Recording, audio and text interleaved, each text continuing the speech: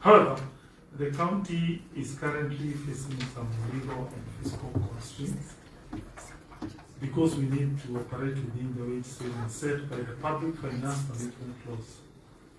As per Regulation 25, Subregulation 1B of Public Finance Management, County Government Regulations of 2015, county expenditure on wages and benefits should not exceed 35% of the total revenue.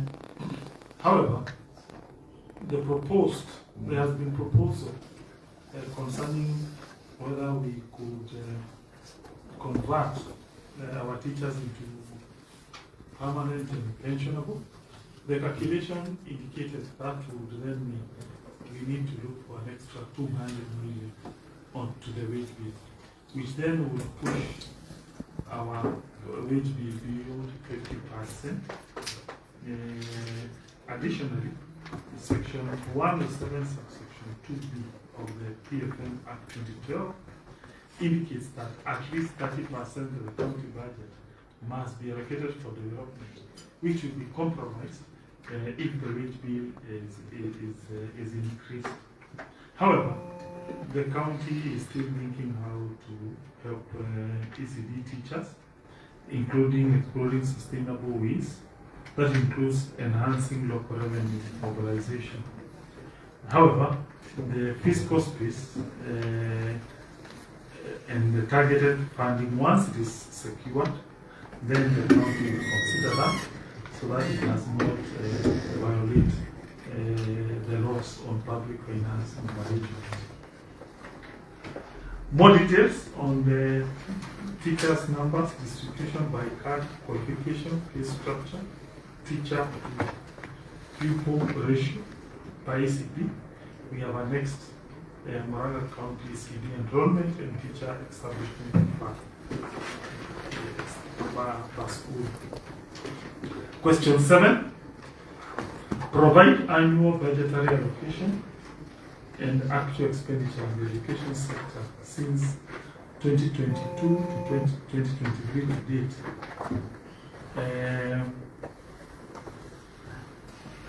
So we start with 2022-2023. The county allocated 676 million for the current expenditure and 52 million, 52.8 million for development. Out of these 659 million of the current expenditure, out of this, 659 went to recurrent, while 29.6 went to development. There was a balance of about 23 million. ECD sub-sector, 20 million was allocated for program development and 19.8 was expended. Then we had 5 million for ECD furniture. We also had 6 million that was allocated for recurrent grants. We also had 5.5 for civil works. We also had 5 million for tools and development. Bursaries and scholarship received 220 million, later increased to 308 million in supplementary budget, and which was fully dispersed to support learners in secondary and tertiary institutions. 2023 to 2024, the county increased the allocation to 785 million, recurrent 23 million for development. When we come to 2024-2025, we allocated 77764 for recurrent, 33 million that went for development. Under development vote, ECD had 5 million for furniture, 80 million for infrastructure. Now, again here, Madam Chair, I think there is some missing information. This amount does not include the support we have given to ECD under the Department of Roads and Infrastructure, what we call the community projects, because per annum, on average, that department has been supporting ECDs at about 600 million per annum, that department. So, because the question was more into the Department of Education, that was not captured. Actually, we were just wondering how. We were just wondering how we've been able to build or what we've done with this budget we're looking at here. That's what we were actually discussing. Yes, I've just noted that in our answer, we ought to have indicated there was another 600 million from the Department of Roads and Infrastructure. Yeah. Which every ward on average per annum, they renovate and build these ECD classes. I think about 8 or 10 per annum. Per ward. So meaning 10 times 35 wards. So you find here that would be about 300 ECDs. So as at now, we have 700 ECDs on average. We have renovated about 520, leaving about 140, which is not yet attended. Question number 8. So before we go to number 8, in 2023, you're saying 52.8 million was for development. Is it for developing classes or some other things right now? The 600 million from the other boards then goes to building classrooms. How did you explain 52.8? Yeah. 223. I will answer there. Yes, I will note that. Okay, please, we want to capture the classes the way you've done for per ward, please, if you can repeat that. Just what you said, that you've done with how many classes per ward, per annum, renovated how many? So on average, each ward per annum renovates about between 7 and 10. Within each ward. So we have 35 wards. And that's so the total comes to over 300. About 300 per annum. Okay. And when you were talking of centers, you're talking of the 2 classrooms plus the toilets block. Not necessarily so. Some wards will just renovate 1 or 2 classrooms. Others will do the entire set. So it depends ward by ward. Then we have question number 8. Provide a list of beneficiaries and the amount allocated for bursaries and scholarships for those years. The response is that Muranga County in the year 2022-2023 allocated 308 million for bursaries. That is secondary school and all other institutions. So there was a program called mutahi.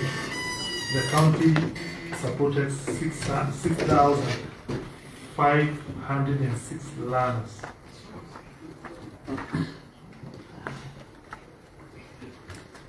Then the county then supported 900 orphans plus 1,000 university students.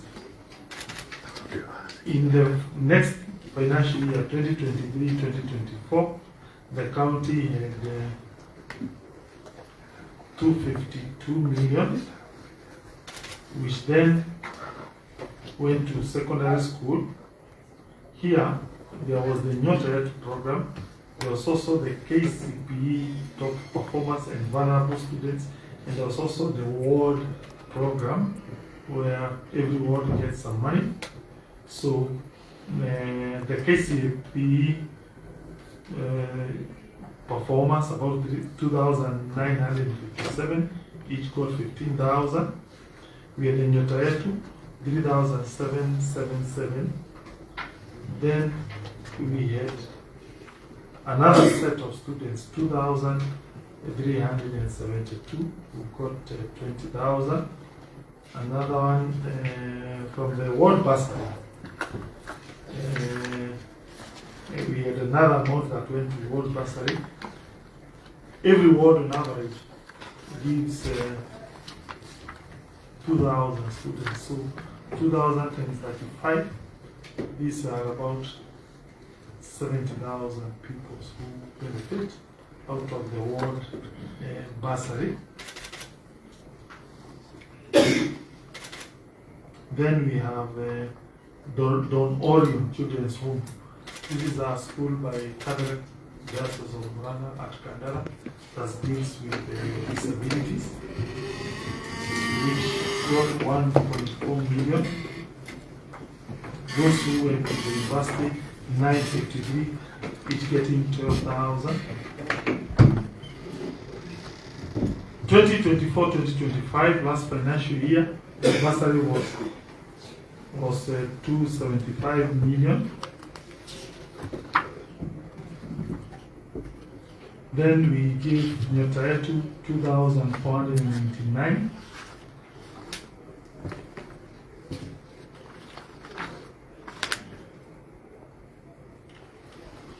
Then the county supported day schools. There's a program the county supports all day schools in Muranga. That is students, every day school in Muranga, they do not pay any fees. We have about 260 day schools, so times 30. So we are talking of about 8,000 students in Muranga. So the county pays full fees for them.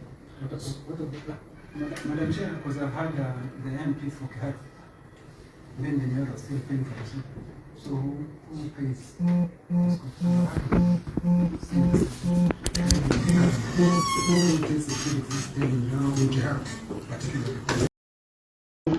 So we have four categories who benefit. One, we have the Mutahi.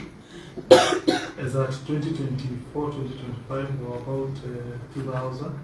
We have the 8,000 in this school where the county pays full fees. That's about 10,000. We have the ward students, again about 70,000. So far that comes to about 80,000 students. Then you have the orphans and disabilities and university students, particularly from the district. So it's comes to about 85,000 or so students who get that support. Question number 9. When was the last quality assessment of ECD centers, both private and public, was conducted?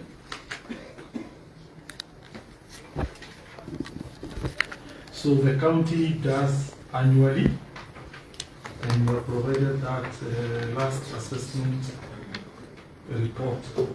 Question 11. Provide details of the school feeding program, specifying nutrition components, free feeding frequency, beneficiary ECD centers, cost, and other issues. Our response is that the county provides daily 300 ml of fortified porridge to every learner throughout the school every week. It is designed to improve child nutrition, increase school attendance, and enhance classroom concentration. The porridge is fortified with essential nutrients, vitamin A, B1, B2, B3, B6, B12, folic acid, iron, zinc, and calcium, which are vital for physical growth, cognitive development, and immunity. The program is fully funded by the county government. Since 2023, the program has had positive and measurable impact on ECD enrollment. 2023, the enrollment was about 34,000, short to about 35,264. But of course, there has been some decline in enrollment, which we think they are attributed to other factors. The main one being changing Muranga demographics. Muranga is becoming more and more county of the elderly with the falling fatality rate. Overall, the program has significantly contributed to reduced absenteeism, increased school participation, and we have annexed the enrollment trends.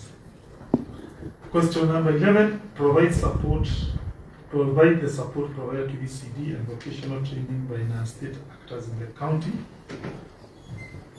Yes, Kakuzi has donated chairs. Eudu, the one who offers digital learning. Yes. Question number 12, submit copies of ECD scheme of service, ECD policy, curriculum documents, and other agreements between the county and the primary school for the establishment of ECD centers. We have provided those documents. Question 13, provide the number and location. Senator, please can you go through Cite the annex.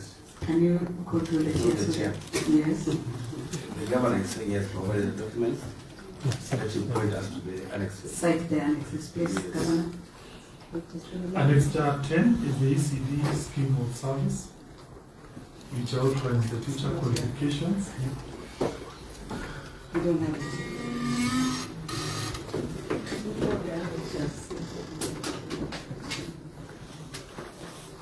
Annex 12 is the pre-primary policy guidelines, Annex 11, and National Pre-Primary Education Policy, Annex 12.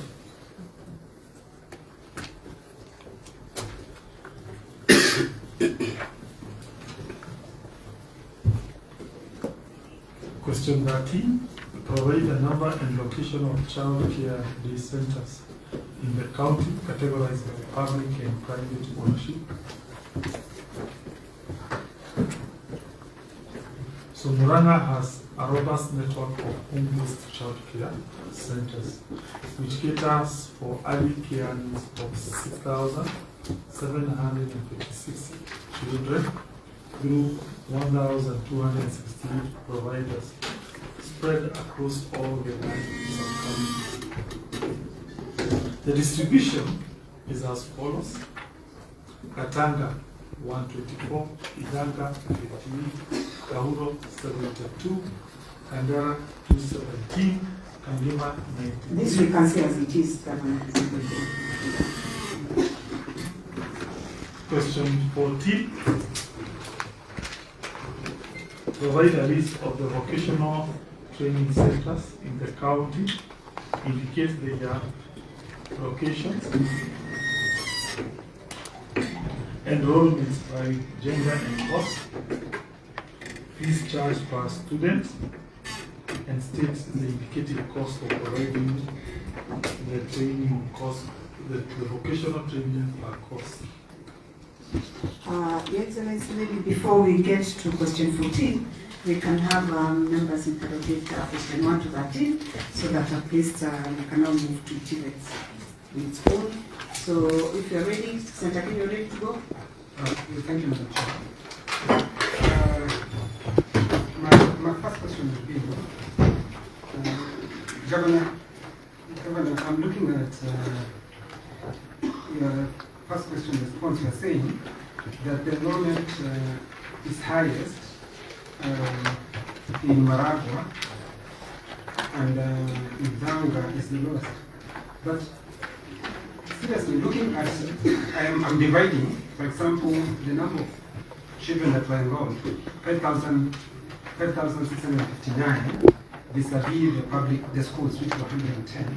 I'm getting 51 if I divide.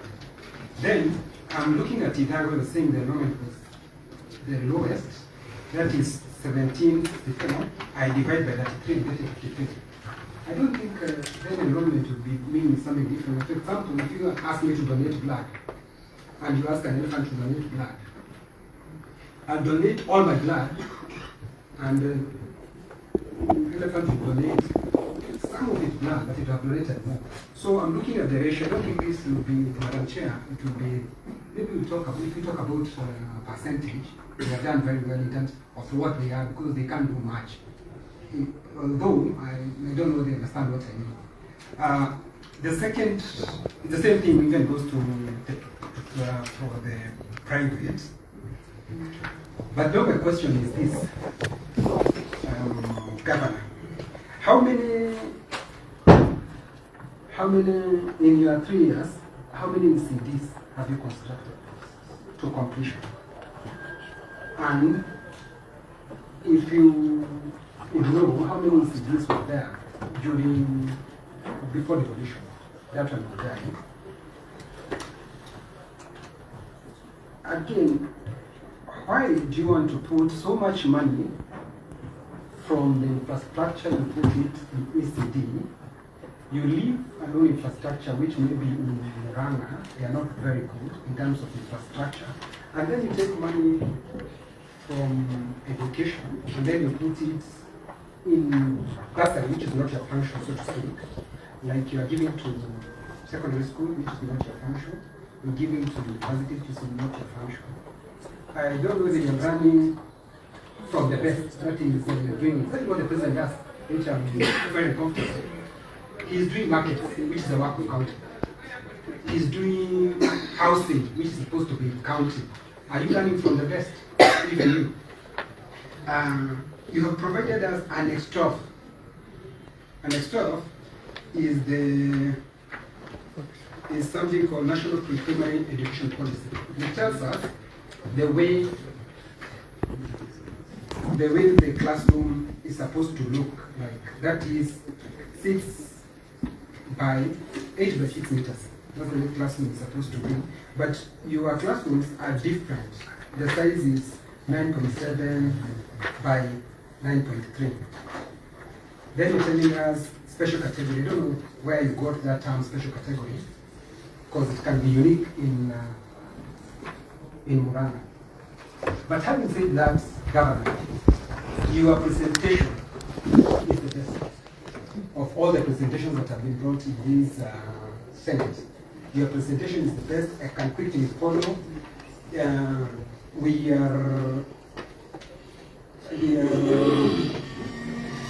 are happy, and for me, I'm concerned about food. You are feeding the children of Muranga very well, plus the issue of translating. I'm seeing even the way you're paying your ECD teachers, the payments are very good. In the morning, we are seeing people who are paying peanuts. Governor, you know, when you pay peanuts, you get money. So you're doing very well on that. Thank you. Those were closing remarks or your questions. I don't know, senators, how you want us to go about it. Does he first answer those ones and then everybody answer them? He can write. Yeah. So we give him a batch of 2 or 3. Okay. Of course, he's quoted it. Muranga? You know, Senator Governor Kangata is a very brilliant guy. He got everything and he answers. Now, starting with the presentation chair, much as Senator Kenya said it's the best, but should have done better by tabulating. If you look at page 1, that response, paragraph 2.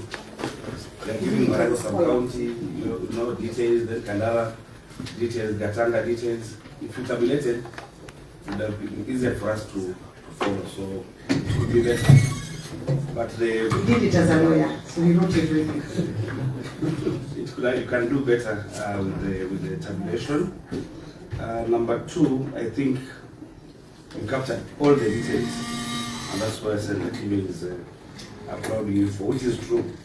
Now, my question number 1 will be, or maybe clarification, Chair, on page 2, you've indicated that there is a special category, ECD Center,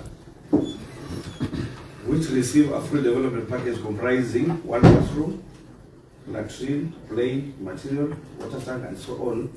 Now, an ECD center cannot really have 1 classroom because then they're supposed to have P1 and P2.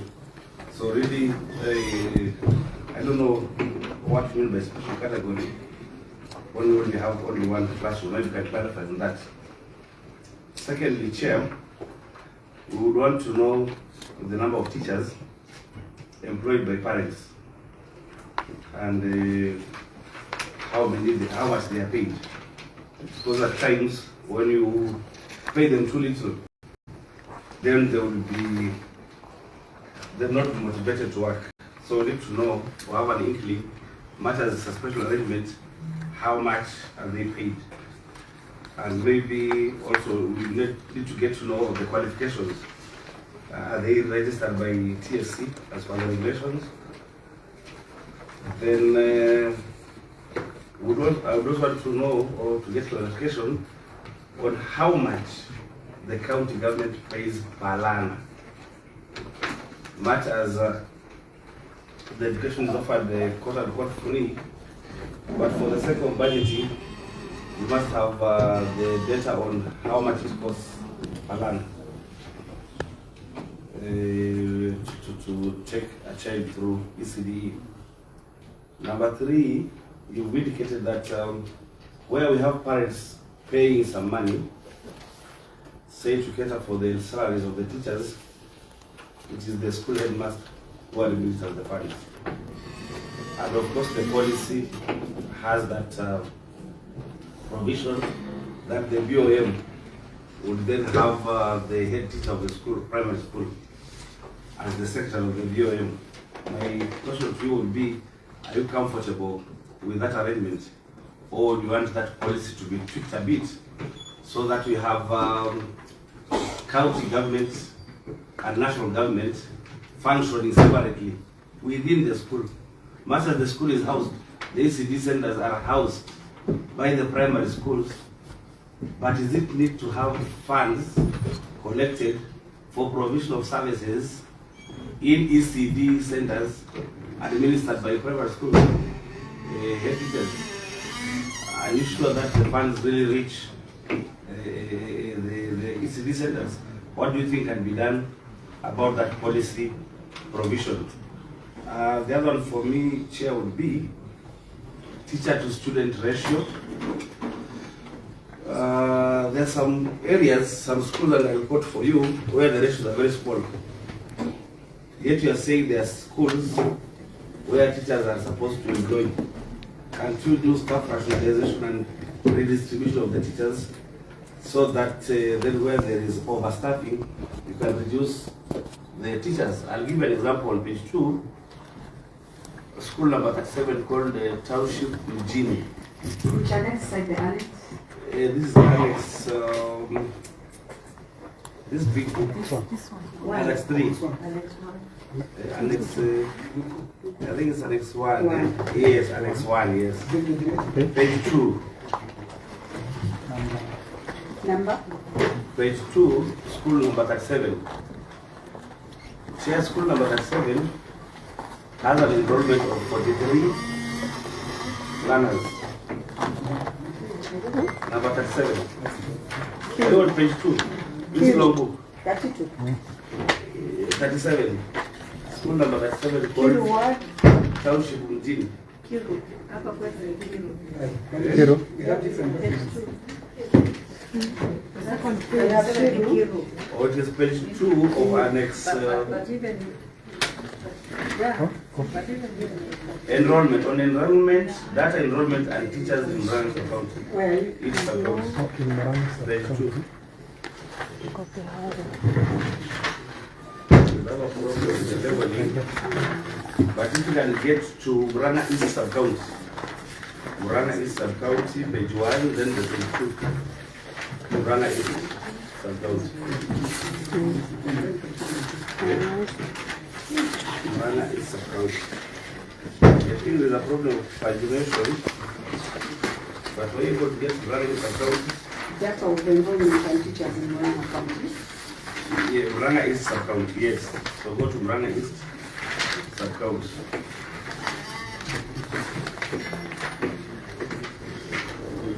Page 2.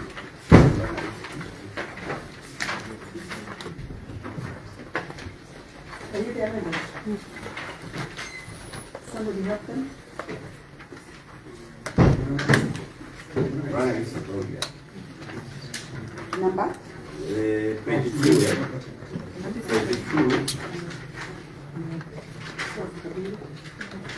You're there.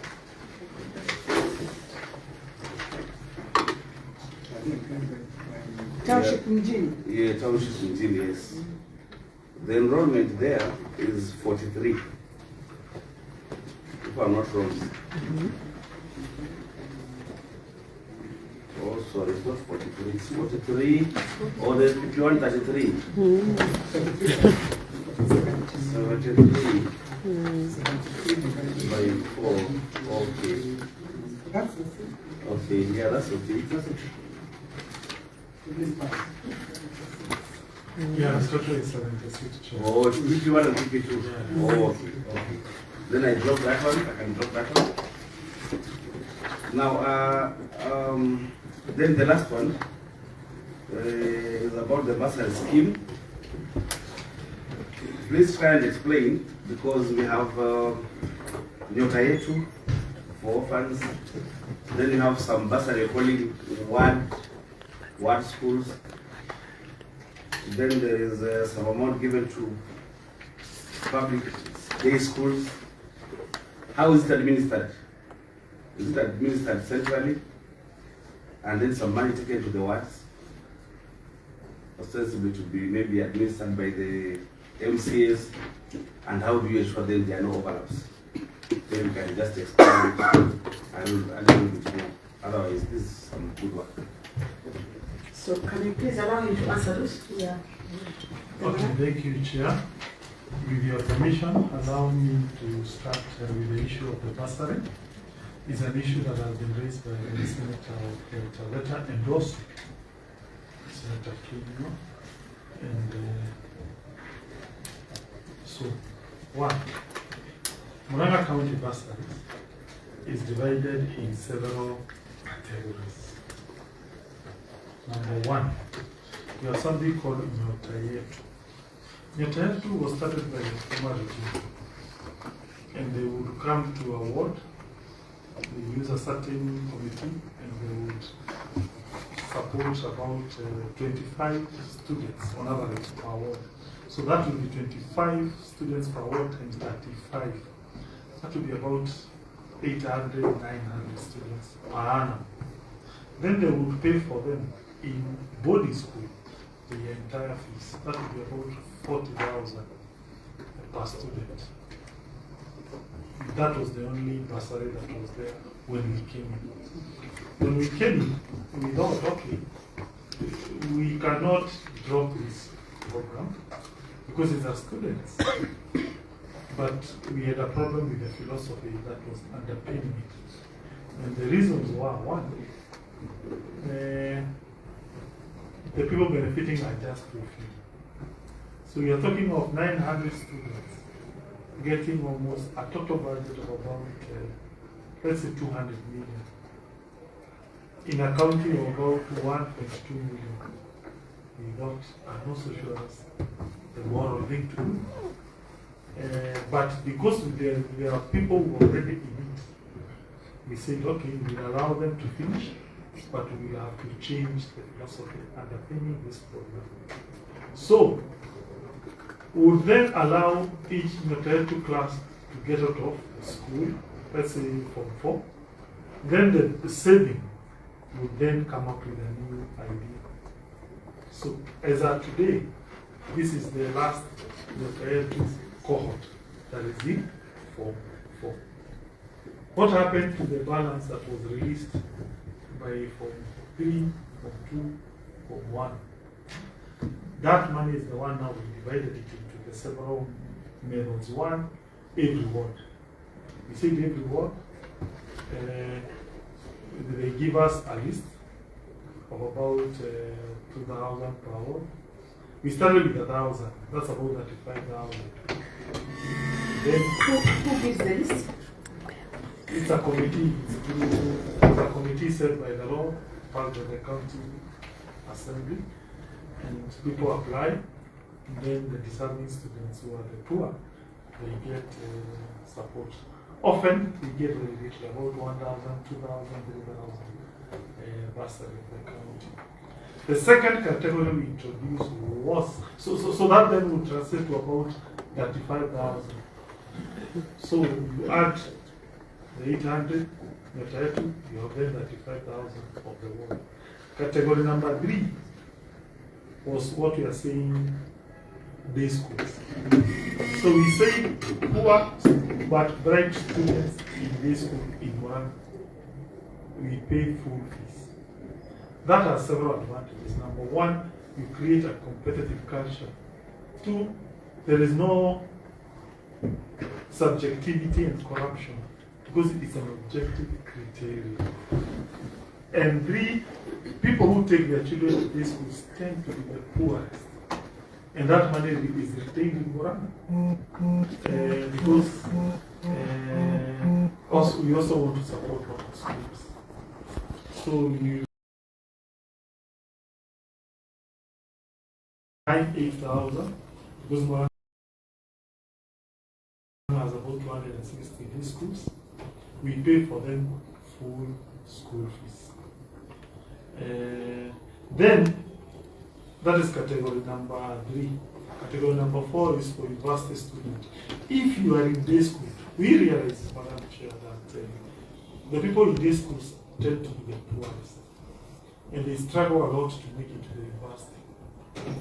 The irony is, the people in boarding schools in Muranga are about 25% of the total schools, but they produce 3/4 of the total students graduating to the university.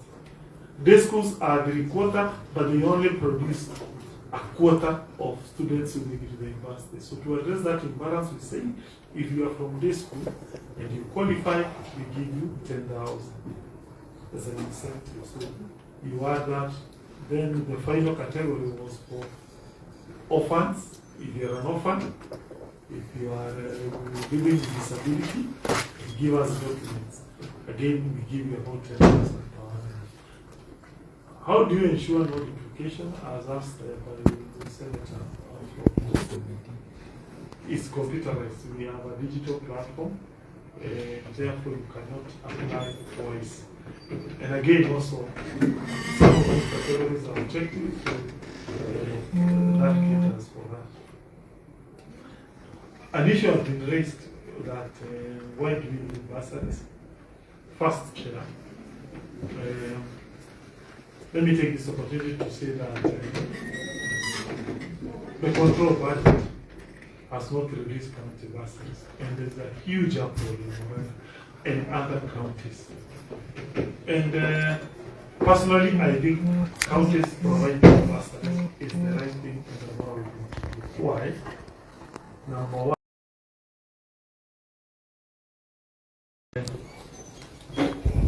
you'd imagine how institutions are currently complaining no competition. It is counties that have been helping our students to go to school. Mandera County pays for all the students to go to secondary school. They don't pay for. So meaning, when you now stop bursaries in the county, you are punishing their parents, you are punishing all these Muranga students who are currently on bursary. What if we use that money to fund and build functions? 1, under the Constitution, there's a clause on transfer of functions. So meaning, we are doing something legal. We signed intergovernmental agreements, which then created a legal basis for counties to intervene. Second,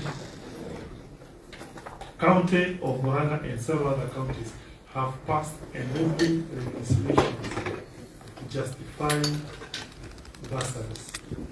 No single such statute has been declared unconstitutional by any court in Kenya. So those are valid legal instruments, creating a legal basis for bursaries. If we redirect those resources, in my humble view, is that the counties will be failing to live up to people's demand. By the way, the counties do not give bursaries just because we want to give bursaries. It is because it's a demand driven request. Madam Chair, it will be very inhumane for us to watch people failing to go to school, citing legal issues. There is no child who belongs to the national government. There is no child who belongs to county government.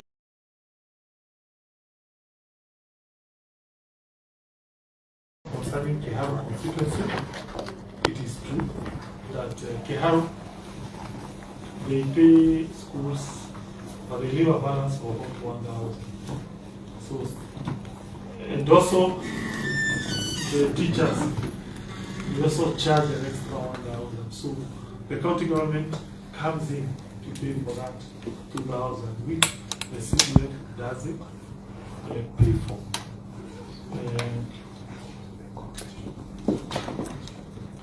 Question has been asked. So, Governor, what you are telling us is it is not that the CDF pays the way it has always been put for the school fees for all the secondary school students.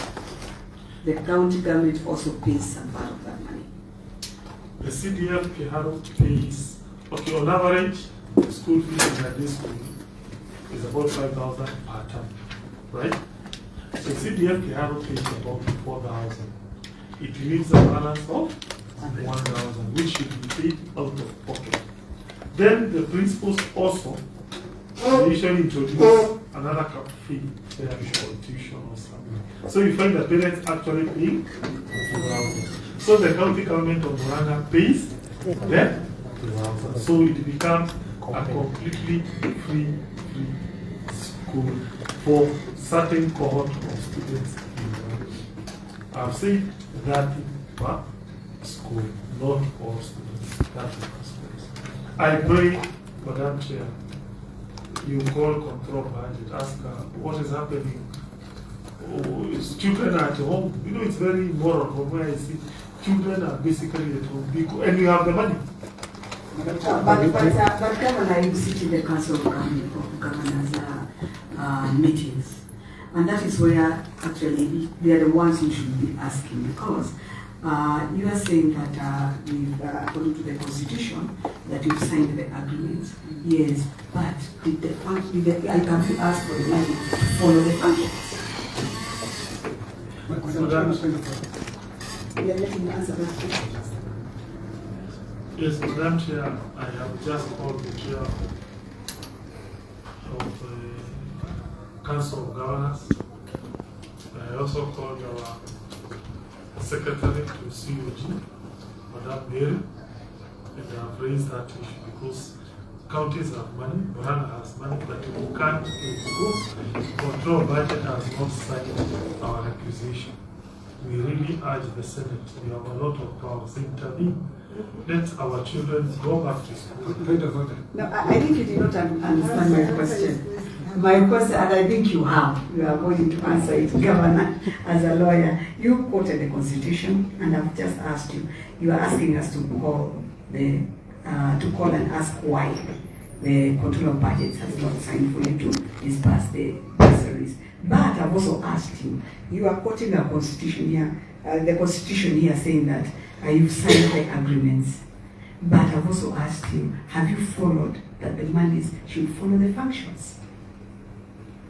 Maybe I leave that to COG.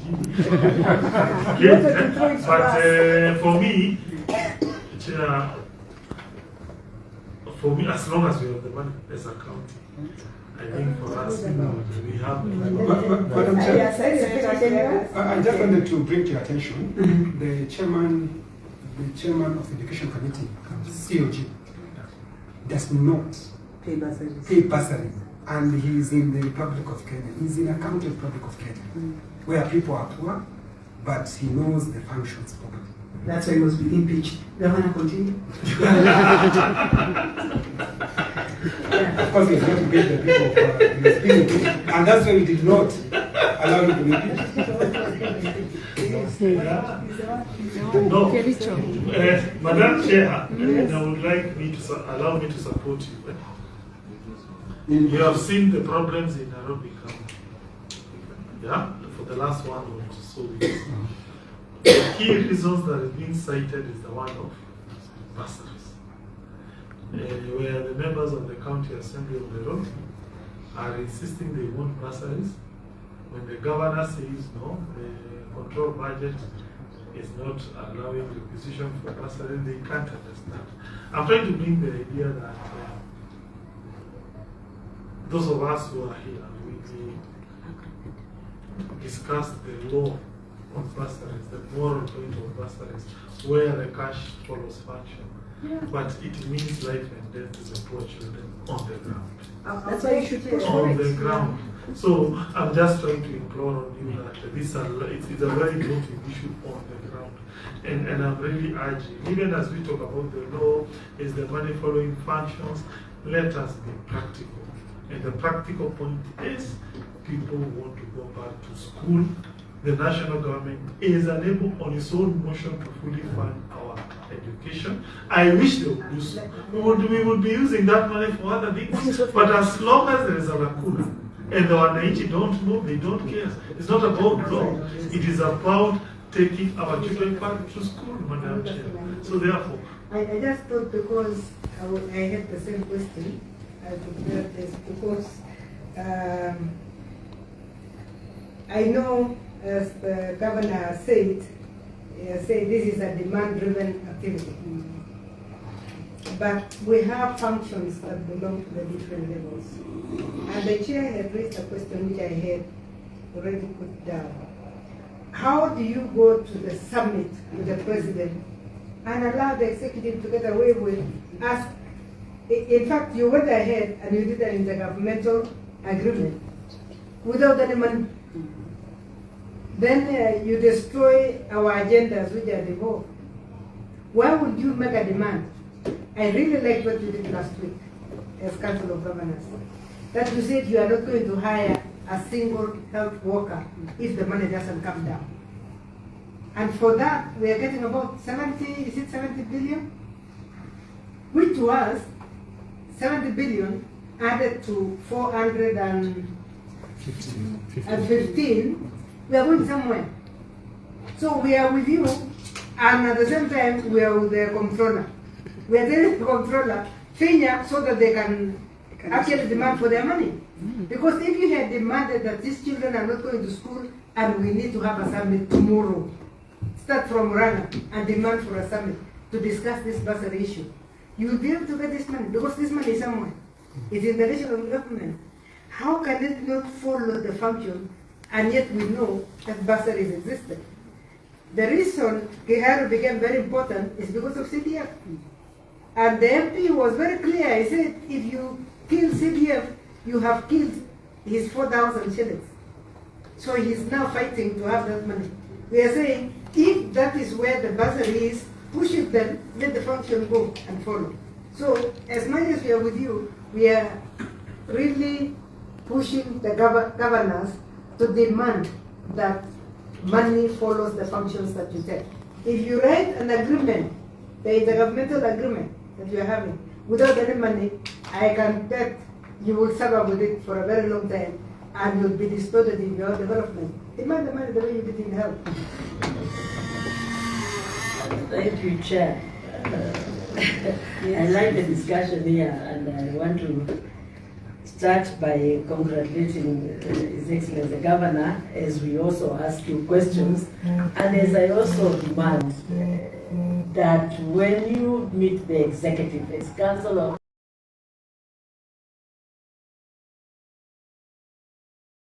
want to hear, but you don't tell them what they need to hear. Two, my question now comes to these ECD classes in primary public schools. As a governor, are you in control of those classes, or the headmaster, whom you say indicates school fees, is in charge?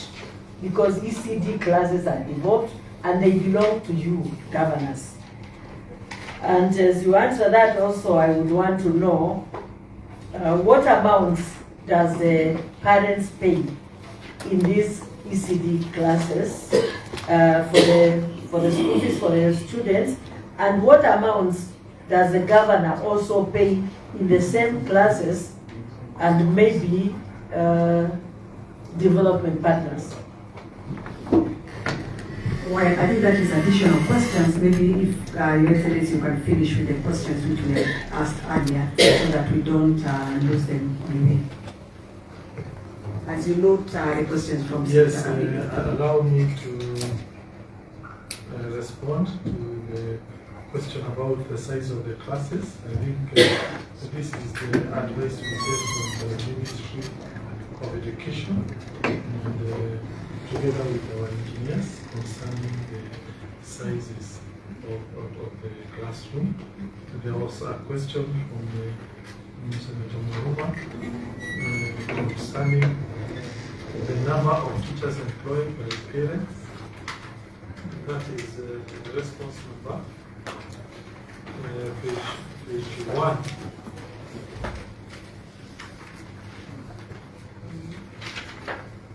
The question on the number of teachers employed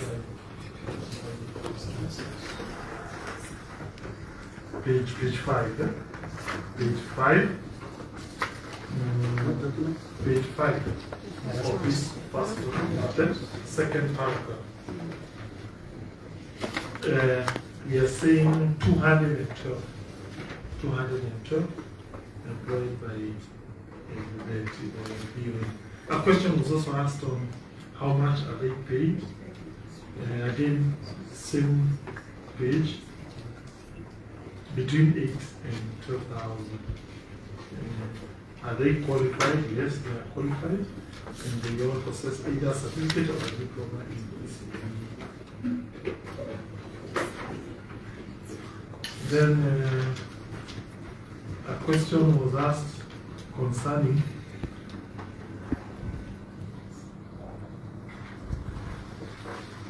this is the last question that was asked by Senator from Machakos.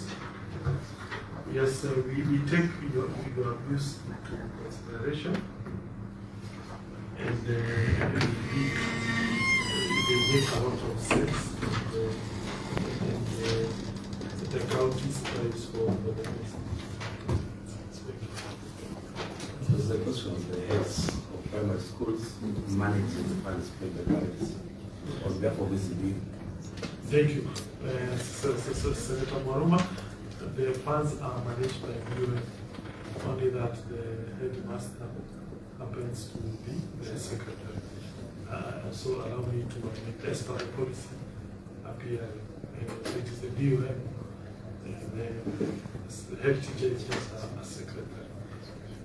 Thank you. Can you tell how many in this session? Yes, Muranga. Senator Kenya, please, can you talk on the answer, please? Chair, through your chair, on this issue of board of directors in the primary schools, I've also asked Governor, because this is your docket, ECG classes are your docket. If you know how much school fees the parents pay, and if there is any of the school fees you give to these such committees. Okay, one, thank you, Chair. The school fees paid by the parents is not standard. It differs school to school. The larger an ECD is, the lower the fees that will be paid by the parents, because the amount is divided amongst more parents. But on average, it will be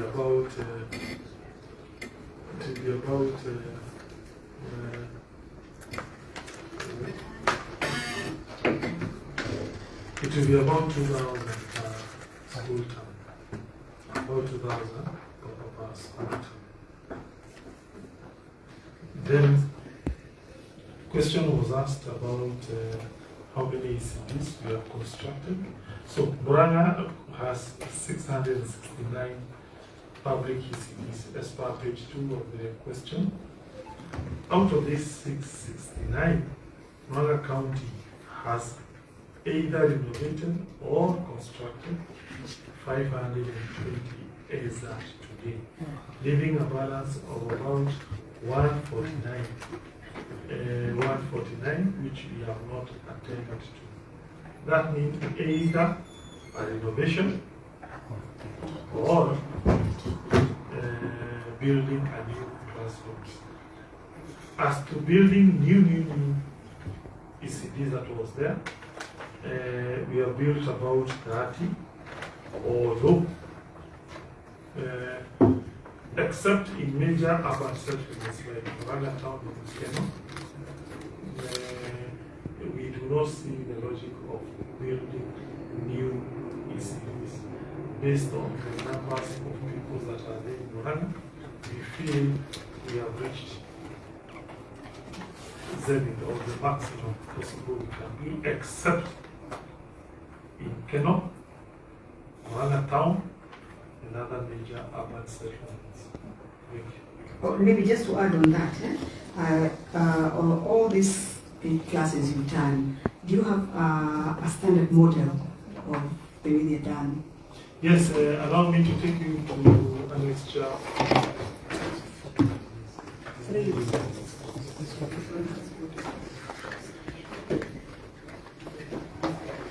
Annexure 3 at the back. So are they all like this? That is what I'm asking. No. It depends as far as each year. Some of them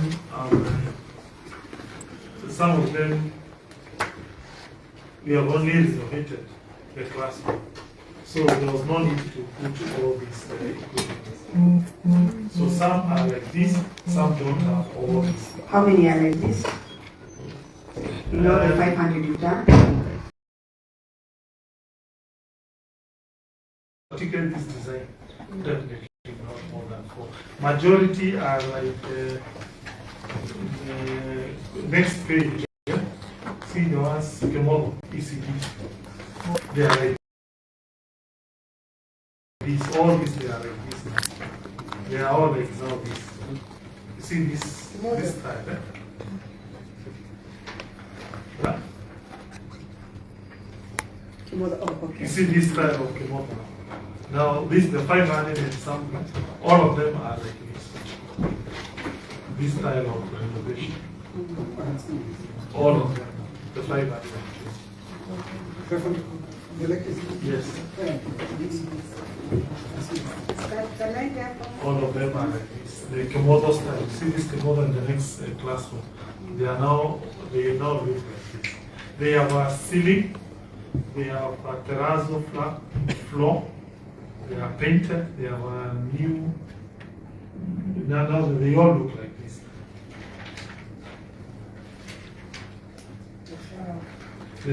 What makes Maragi, the ones that you see here, Maragi CD a little bit unique is because we added the play part. Yeah. The play part. Okay, so all the questions have been answered. Can we move to the next set so that can make progress? Oh, there was the question of the special category. You explain what you mean that. Yes, allow me to yield to the director.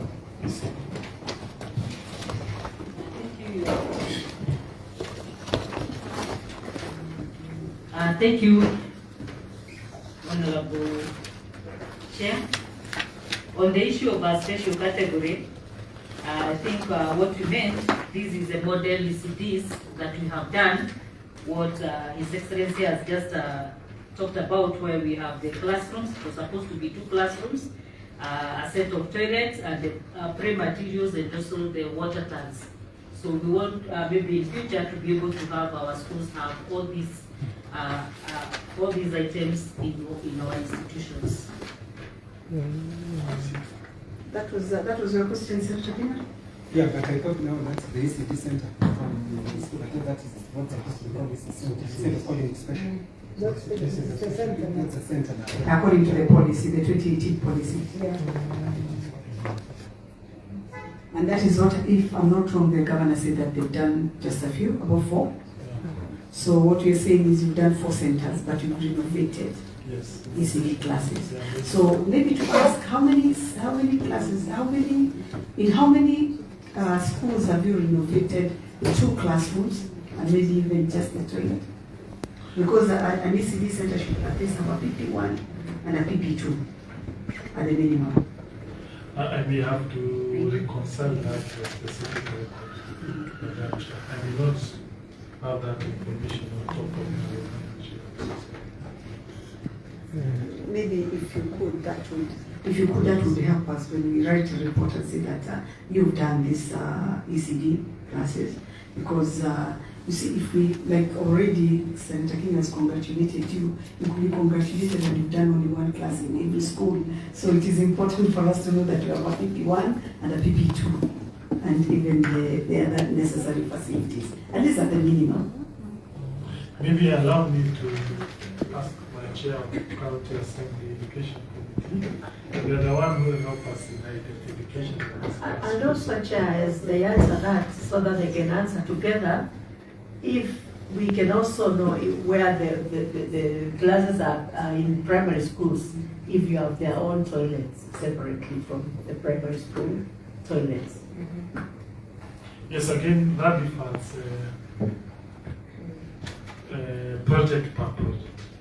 Yeah, you'll find some projects where there will be a request to just renovate. Another one, you'll be told, I want to do the full set of all facilities in a school. Others will tell you even the toilet block. So it differs request by request. So, but allow me to lead to the chair. Okay, thank you, the Chair. As I said, I'm Honorable Naomi, and I can confirm, being the Chair Education, give a case scenario in my work. I have 18 schools, and through public participation, we have been able to identify 16 schools which have already been done. So, Chair, what road is that? What Rocho ward, that is in Kangata. So I can confirm that in my ward we have done 16 schools. That is PP1 and PP2.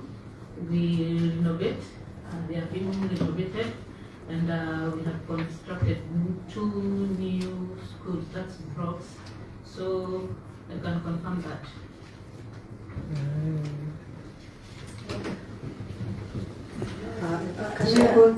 Chair, the reason why I'm concerned about the toilets is because these small children cannot share the same toilets with the big ones because they'll bully them and they won't be able to assist themselves. Yes, Chair, allow me to support Senator Machakos. In fact, it's also to the interest of the County Assembly to do so, because in the water department, there's a program called K-Wash by the Water Department, and you are being given money based on how many more toilets you have built. So the more toilets you build, especially in ECD, the higher the money you get from the water K-Wash. So when we were told just the other day about that requirement, I will engage my colleagues in the Assembly to give priority to toilet blocks under this program, because it will help us with that other K-Wash program to increase our capitation. Senator Professor? Okay, I have 2 questions. I was very happy actually on 3. Now you are disappointed because there are 4. I thought this is Muranga, and I thought I've arrived finally. Because it's a very good, I can see very beautiful playgrounds. I can see what a center should be and where would they go. But on the 2 of those pictures, I thought I'm also seeing a fence, an internal fence for the children, isn't it? And yes. Because if that is internal, where is the toilet inside or outside? It's inside. Then we really have a very nice model that we'd like to encourage the governor to go ahead and do for everybody. Chair of Education from from the county assembly, you should be fighting to budget every county, every ward. At least 5. Reduce the bursary a little bit. And then, and since there is no bursary this year, use that money that was going to the bursary, because in Senate we are a bit biased. We are supporting the control of budget. Until the governors make us feel they are really struggling with the executive for these bursaries. And so that we don't also have conflict with MPs who are saying you are coming to our docket, the CPF is doing the same one. So congratulations for these model ones. But Governor, go ahead and do more. I'm happy the toilet is inside, so it means, and it's fenced off, it means there is inclusively OECD. I also am impressed by the playthings. This is what I've been asking every day, if we can have playgrounds, because these children learn by play. And so that is the third one. Is your porridge program. I know I congratulated you in Homa Bay, Governor, because I've been following what you are doing, and I was impressed. But are you giving porridge once or twice? Every day. Twice. Every day. Per day. Per day is once. You know, Muranga has the benefit of being very close to Nairobi. So most of these mothers work in Nairobi. Why do you want them to come to work at 7 and rush back at 1 to get children home? In the policy of 2018, 2 meals at 1 at 3 o'clock or lunch. Please consider, you might end up being the role model that we can be selling to the other counties.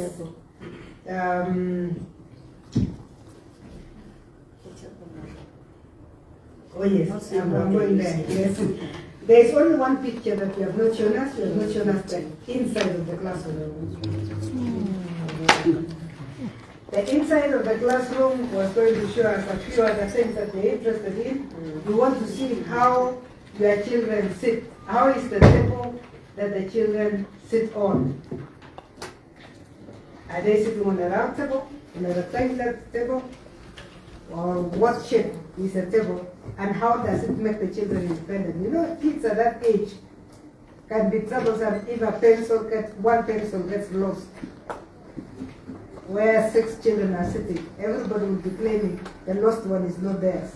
So how have you set those children so that they can not only enjoy sitting, but also learn from one another? We also would like to learn from you, Governor, because you have done well in a number of things. ADU. We want to know a little bit about ADU so that we know whether to tell the others to move ahead. There are 2 things we want to learn from you. The issue of feeding, which you are doing in conjunction with a different company, and the issue of ADU, which you are doing with another company. And what you are feeling is, because some of this good news is good to spread. Finally, I need a clarification. ECD caregivers. I can see in your list some of them have certificates, others have diploma. Are they recognized as caregivers in the policy, or they're supposed to be assistant teachers, ECD teachers?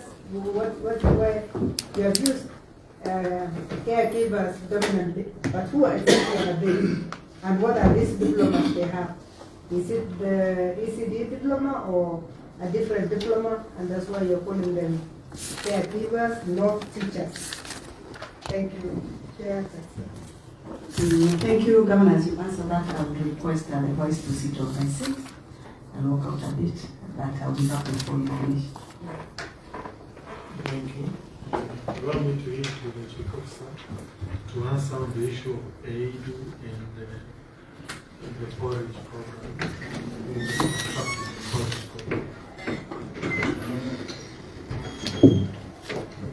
Thank you, Honorable Members. On the porridge program, we work with an organization called Food for Education, and we give porridge once a day to all the kids. And for the AIDU program, we are working with the AIDU. What we do is that we have embodied, we put lessons in gadgets, and the teachers use the gadgets to teach the kids. every day, literacy, numerical, and that has also enabled us to actually check if teacher is in session, what time they log in, who has attended class. So not only has it helped them embrace technology and also know numeric and literacy skills, but you can also be able to monitor which teacher is using which gadget, are they in school, which time they have logged in.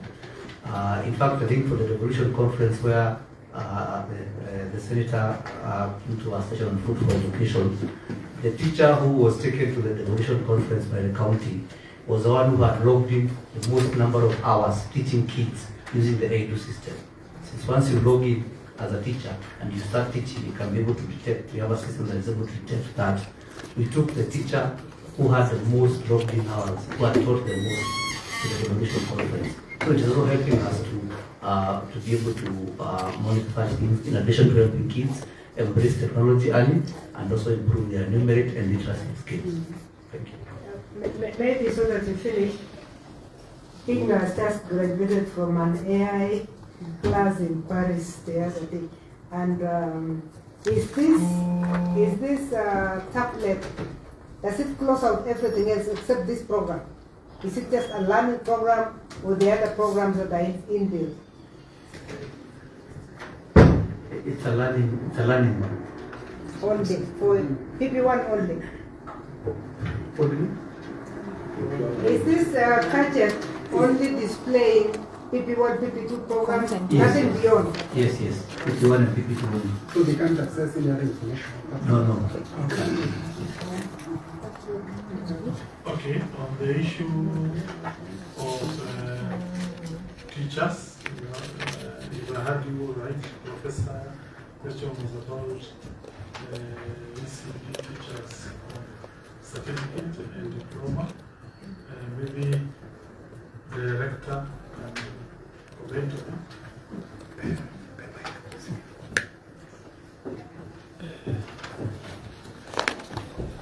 Thank you, Chair and honorable members. The teachers we have gone through the training. That is the certificate course for early childhood education. There are those who've done early childhood, and there are those who have also done diploma in early childhood, and we have a few who have also done diploma in early childhood. So the term caregivers and teachers has just been used interchangeably, not that any of them has a different curriculum or has done a different level of training, but they have all done the same training. That is the training that is given to ECD teachers according to the Ministry of Education. Okay, the question has been asked how the ECD look inside. Let the CC comment on it. Thank you, the Chair. About the ECD, how they are, if you look at the pictures that we have on page, I don't know where we have the model. If you look at it, on the wall there are ratings that help the kids to do practice as they move outside. So when we move inside, the county also provides the ECD with chairs and tables. And I think for the 2 financial years, we have been able to provide the ECD with chairs and tables, where 1 table is used by 6 kids. 2 on this side, the other one on this side. No, there are 5, sorry. For whoever you sit there will not sit in front. So it is 2, 2, and 1 there. And the classes also have the charts that are used by the runners to run. They are very smart and they look like academic ECDs. Thank you. Okay, just to clarify, not all, we are not being able to ECD yet. I think so far, if I'm not wrong, we have provided 80,000 chairs out of a population of about 34,000. So it is work in progress. It is work. As to the issue of bursaries, I really urge this committee to reconsider its stance on that issue. Reason being, and I'm sorry to say this, a parent whose child has been sent home now, watching us leaders saying that those children should stay at home because of some battles. I think I'm not so sure whether that is the right thing to do. I would propose that, you know, when you go and find a patient, a person who has been knocked down by the road, the first question is not who has knocked you. What you do is first to take that patient to the hospital, and then you start asking who caused you this accident. I propose the committee to reconsider its stance. We first get that money, return those children back to school, and then we start fighting for the other needs. When you compare the issue of UHC, it's not comparable with this issue. Reason being, Madam Chair, we are talking about 100 or so staff per county impacted by this. But bursaries like Muranga, we are talking about thousands of young people who may fall out for lack of no one to support them. How I wish the national government, and if we can support secondary school education, then we will not be channeling our money to those schools. Thank you, Governor. You have really made your case on this one, but we still insist we want to hear your voice. When the Senator of Kiambu came up with a motion that we stop all these bursaries and give free education in the country, the Council of Governors was quiet.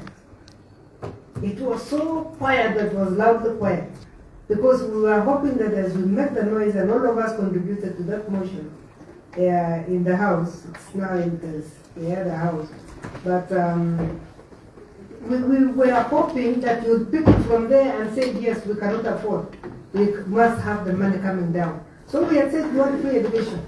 The way it started in 2002 and it started sliding backwards to school fees again coming to schools.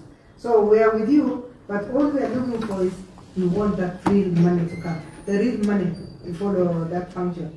So, but we hear you and we have had you. The last one I wanted to comment on was that one of the classroom rectangular table. In the first Council of Governors, where I was a consultant with CUG for a long time, the table they recognized as a nursery PP1, PP2, because PP1, PP2 really, blackboard, who looks at blackboard when they're at that age? You need to bring the blackboard to the table itself. And the teacher must move from table to table, and that's why we say not more than 30 children in a classroom, or maximum 36, so that you have 6 around one table and only maximum of 6 tables inside. And the table they had chosen at that time, through the first committee of education, was an hexagonal table. Hexagonal table gives every child their own space, because you are not sharing. So they feel like they own this space, the other one moves the other way. It's more independence, and if the teacher has anything, draw like this, they put it in the center.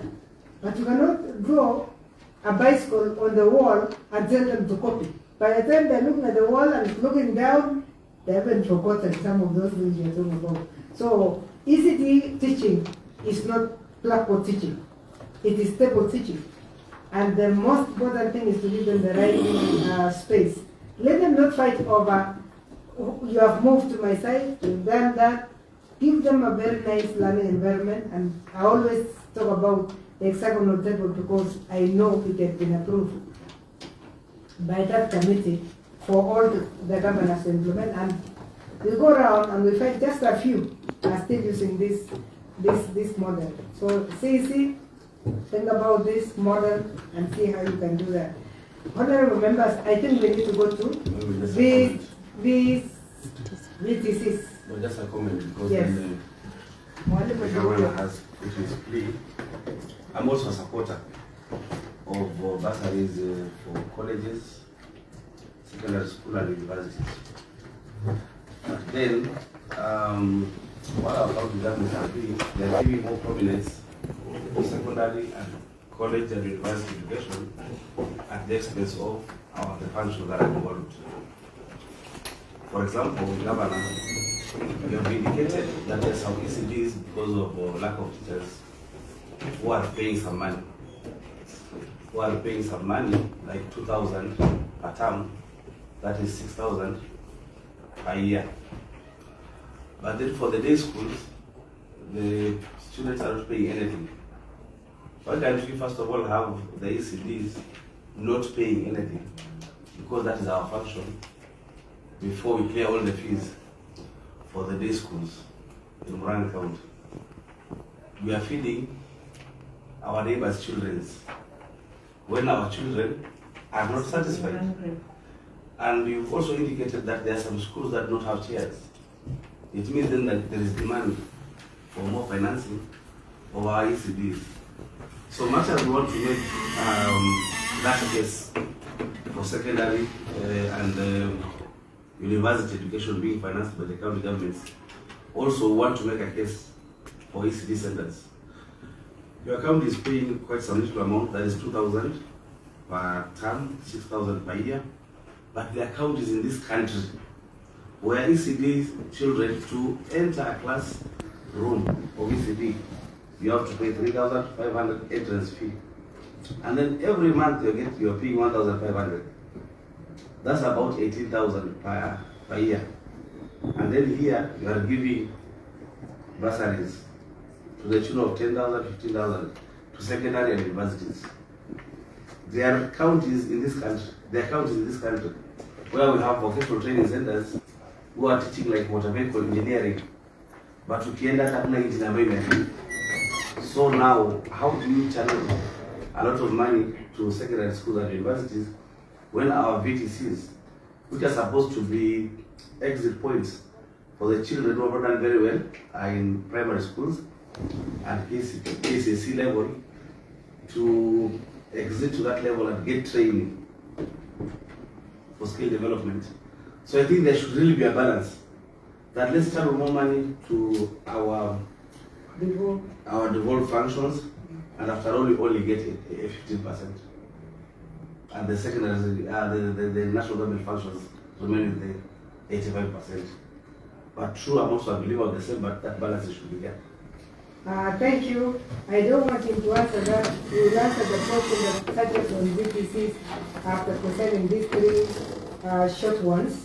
Question 14, 15, 16, and 17. I think the governor can just finish that within the shortest time possible, and then when you are answering, you can go reflect on what the Senator of Kangata has raised on VTC financing. Thank you, Chair. On question number 14, the response is the county has 65 VTCs, and we have about 2,477 trainees. The courses include plumbing, ICT, dressmaking, and such. The average cost is the average cost per student per year is 15,607, which the county fully funds, and we do so by providing trained instructors, a capitation of 4 million per annum, and also we buy tools, about 17 million Kenya shillings. However, we have two types of other costs. One cost is the examination, the NITA examination, grade 3 test. Here, we have two types of students. Student 1, we have Muranga Youth Service. Muranga County has a program called Muranga Youth Service, where the county recruits 30 young people per ward through free balloting. Whoever picks yes joins Muranga Youth Service.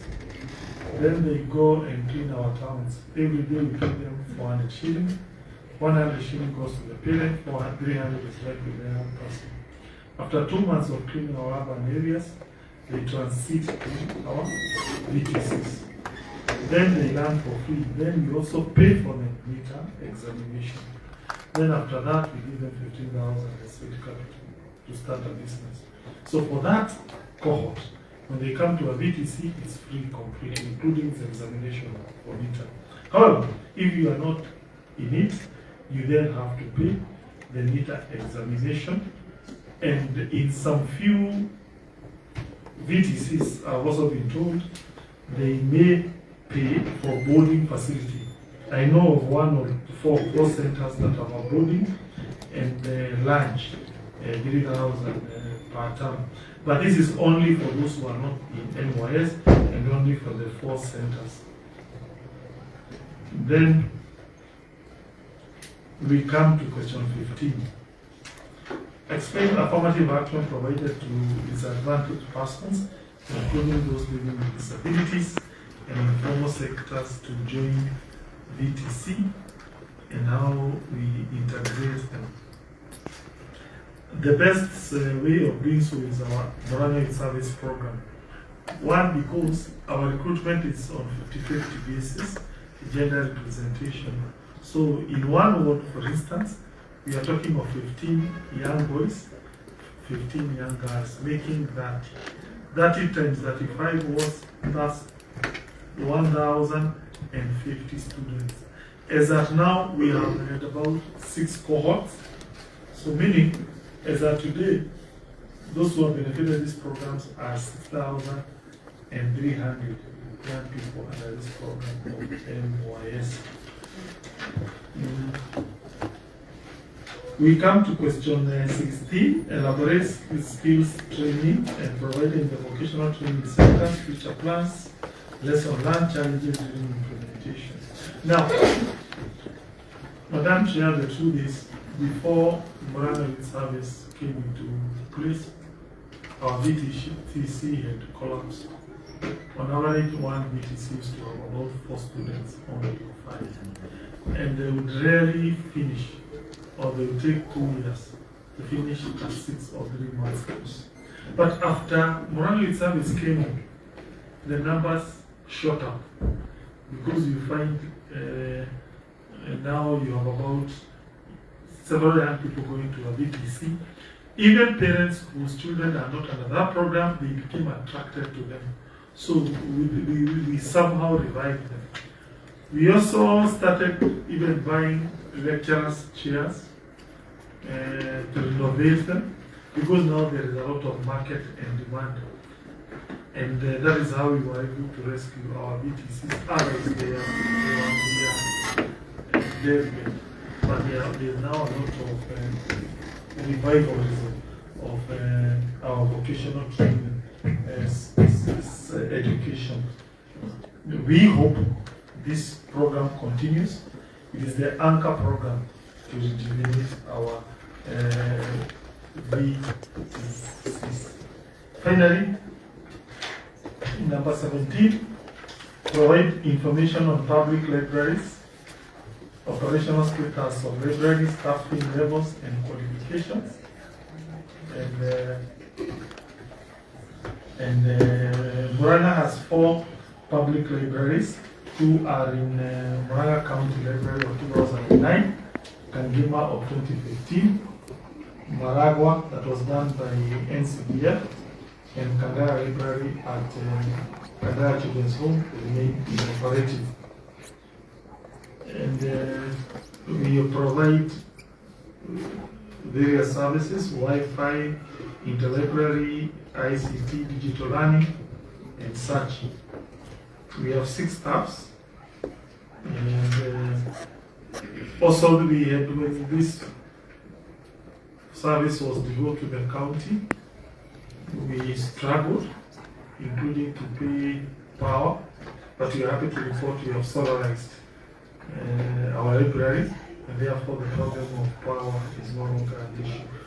Allow me to show you an extra number, Annex 8. Annex 8, this document 8A and B. You go to Annex 17 there. So Annex 17. So at the back, or rather in the middle, you see photos on how we recruit Muranga in service. We usually announce in the newspapers dates when young people should come to, mainly a chief's camp. Once young people congregate there, they will find our staff, and this is a ballot. So these young people are here, and there will be a ballot written yes and no.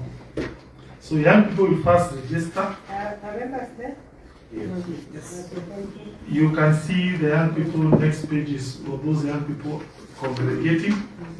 And then you see the ballot. You can see the assistant chief there, superintending the process together with our staff, including the enforcement officer. Then this young girl is now picking a yes or no. Once you succeed, then we give you kits, we give you MOS protective gears. Then after you get the protective gears, then you start now cleaning our towns. And then after you clean our towns, you can see the kind of work they do, community work. And they englobe our towns, they clean our towns. And then once they do that, then you go the training of MOS. Now they transit to the vocational training centers. This young man there is trying to become a plumber or a masonry. Yeah, so he's learning. This other one is doing wiring. Then, after they learn the trade, then finally they pass, they do an examination. Then we have a graduation ceremony. These are young people during the graduation. And then during graduation, we give them the tokens. There is a ceremony. We give them mentors. Here we have Bishop Kiengei, who is a popular Kikuyu bishop, talking to these young people. And that's all. Thank you, Governor. Maybe I can ask a quick one. When was Muranga Youth Service started? Muranga Youth Service was started in 2014 in January. So we are now 1 year and 2024. 2024. So it was during your term? Yes, this is last year. That is your own baby. So, yeah, 2024. So we are 1 year and 7 months or 8 months old. We call them cohorts. Yeah. Every recruitment. We have done 6th cohort, which translates to about 6,300 young people. We about within a period of 1 year? Yes, this period. Because every cohort is 1,050. Then they come in, they go the process, another one is recruited, they come in, that way. So we are about to announce for the 7th cohort for the 1,050 to come in, and now they start cleaning, go that way. And we congratulate you for that one, because that's very unique from other counties in the land. I can see the MCAs are smiling. Yes. I think they must be enjoying that 1,500. But so that she starts there. They are trained for how long? Under the curriculum, they go is a 3 months course under NITA regulations. You know, they are training to do NITA examinations, grade 3 tests. Yeah. So they go for a 3 months course. Then they get a NITA grade 3 test. They have the option to upgrade. You do grade 2, grade 1, but now at that point now, you pay for yourself. So once you give them the kit to go and start the startups, do you have a system to follow up to know what they are doing if they are really making use of it and making any profits with it? Yes, we have some program officers whose role is to check how well they are doing. We don't give them kits, we give them money. Yeah, and that money is deposited into their accounts. Why?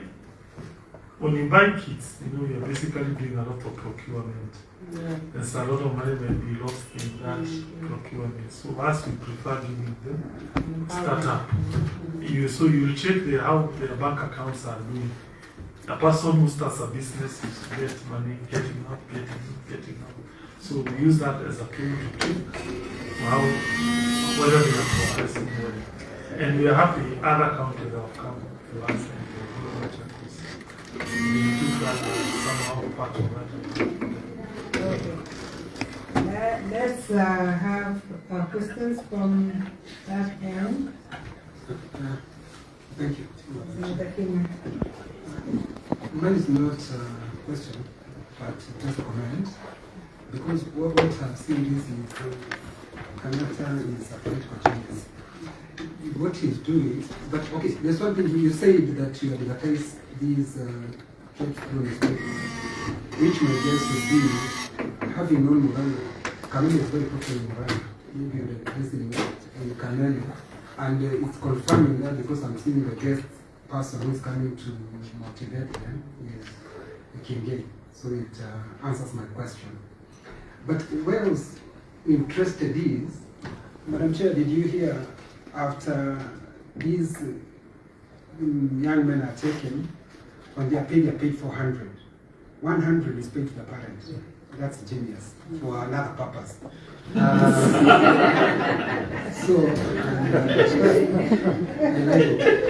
Now, Madam Chair, I listened to Kangata about Basaya, and I felt him because he's persuasive and I can hear him. And to me, he's preaching to the converted. But there's this issue, and I want to speak to Kangata straight. The issue of this motion in the Senate, whereby we are saying all monies with members of parliament, the bursaries, with the women rep, with ministry, they are all brought together in one basket, and then we allow our students to go to school for free. But I'm feeling you because you're saying you cannot promise me that you're going to cook for me food next week. Well, I'm suffering now. So for each about now, maybe we can discuss with the chair, then we can know what we do. Madam Chair, this is different from what you're discussing here. I was reading something about Muranga.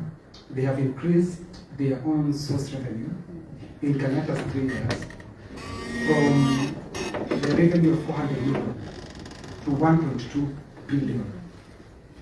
And he has not increased the rates of the taxes that he's charging people. Maybe he can tell me how he does it. If you want to answer, it's okay. If you don't want to answer, it's still okay. But it will give you an opportunity to blow the trumpet. They say you don't blow your own trumpet, but it's your trumpet, you can blow it. Thank you. Yeah, thank you, Chair. I'll just comment on the library part. Not library, but on the MIS. I think MIS was a master stroke, Governor. And I think many counties, other counties should emulate this program.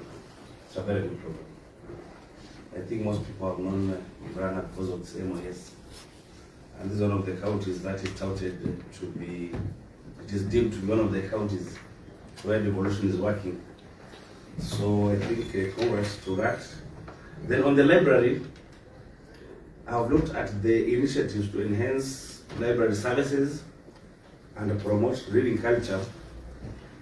I am attracted to number 5, mobile libraries planned. I think this is extremely important. Only that is not elaborated how it is going to be done. Is it buying lorries which will move around with books, the borrowing centers in the villages, in the one level? I think I want to have somebody within your team or yourself to give me more thinking to how books will reach the underserved areas. It's extremely important.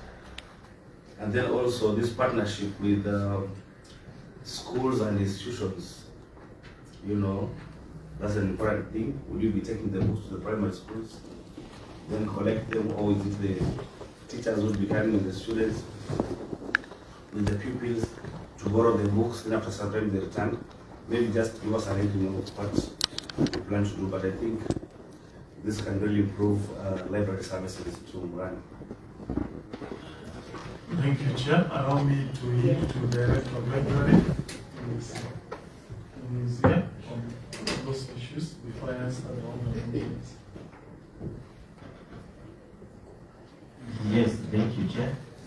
Okay, what we meant with the mobile libraries, since most of the schools in Muranga County are not close to one another, we thought of maybe if we introduce a mobile library, we can be able to register schools whereby we shall be taking the books to the schools for a period of 1 month, and after that maybe we go to collect them and we take them to another school.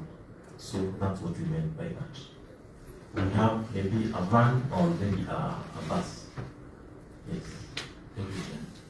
Chair, allow me to now go to MYS, the concerns raised. Okay. Let me start by saying this is not really my idea. I retweaked it a little bit. The idea, Madam Chair, I took it from America in 1930s when I was already